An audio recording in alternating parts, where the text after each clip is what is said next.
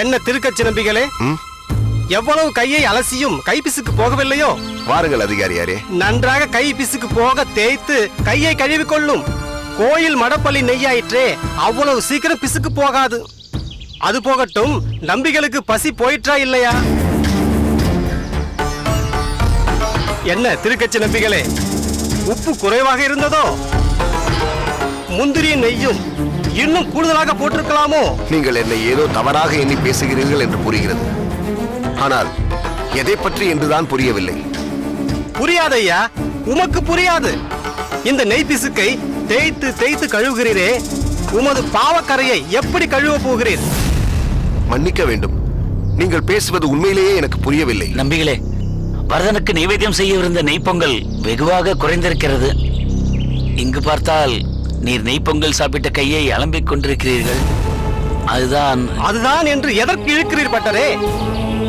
நீர்தான் பிரசாதத்தை சாப்பிட்டீர் என்று நேரடியாக கேட்க வேண்டியதுதானே? என்ன, பிரசாதத்தை நான் சாப்பிட்டேனா? பிறகு நெய்வேத்தியம் செய்து கொண்டிருந்த பொழுது நீர் மட்டும்தான் உள்ளே ஆலவட்டம் வீசிக் கொண்டிருந்தீர். உங்களை தவிர வேறு யாரும் அங்கு கிடையாதே. பாத்திரத்தில் நெய்வேத்தியத்தை வழித்தெடுத்த அடையாளம் தெரிகிறது.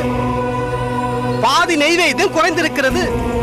உங்களை தவிர வேறு யார் சாப்பிட்டு இருக்க கூடும்? ஓ, அதனால் தான் நீங்கள் என்னை அப்படி பேசினீர்களா? அதை நான் சாப்பிடவில்லை பட்டர் சுவாமி, வரதன் தான் உண்டான். பொய் சொன்னாலும் பொருந்த சொல்ல வேண்டும் திருக்கச்சி. ஊர் உலகத்தில் இருக்கிற கோயில்களில் எல்லாம், கோயில்கள் என்ன, வீடுகளில் கூட சாமிக்கு நித்தியம் நெய்வேத்தியம் செய்து கொண்டிருக்கிறார்கள். செய்து முடித்த பின் நெய்வேத்தியத்தில் ஒரு பருக்கை கூட குறைந்ததாக யாரும் சொன்னதில்லையே.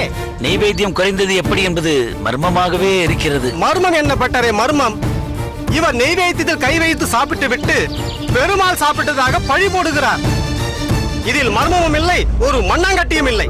ஐயா, அந்த தேவராஜ பெருமாளின் மீது ஆணையாக சொல்கிறேன், நான் அதை உண்ணவில்லை. திருக்கச்சி நம்பிகளே, நீங்கள் சொல்வதை நம்ப வேண்டும் என்றுதான் நான் நினைக்கிறேன். ஆனால் எல்லாம் உங்களுக்கு எதிராக இருக்கிறதே, நான் என்ன செய்வது? நைவேத்தியம் குறைந்திருந்தது பொய்யில்லை, உங்கள் கையில் பிரசாதம் ஒட்டியிருந்ததும் பொய்யில்லை, அதை அலம்புவதற்காக நீங்கள் குளத்தில் கை நினைத்ததும் பொய்யில்லை. ஒப்புக்கொள்கிறேன். இவை எல்லாம் எப்படி பொய்யில்லை என்று நீங்கள் சொல்கிறீர்களோ, அதே போல் வரதன் தான் பிரசாதத்தை சாப்பிட்டான் என்பதும் பொய் இல்லை. நிறுத்தும் திருக்கச்சி, பொய் மேல் போய் அடுக்கிக் கொண்டே போகிறீர். அந்த வரதன் சாப்பிட்டிருந்தால் உன் கையில் எப்படி பிரசாதம் ஒட்டி கொண்டிருக்கும்? நான் பிரசாதத்தை எடுத்தேன், உண்மைதான். அப்படி வாரும் வழிக்கு பிறகு?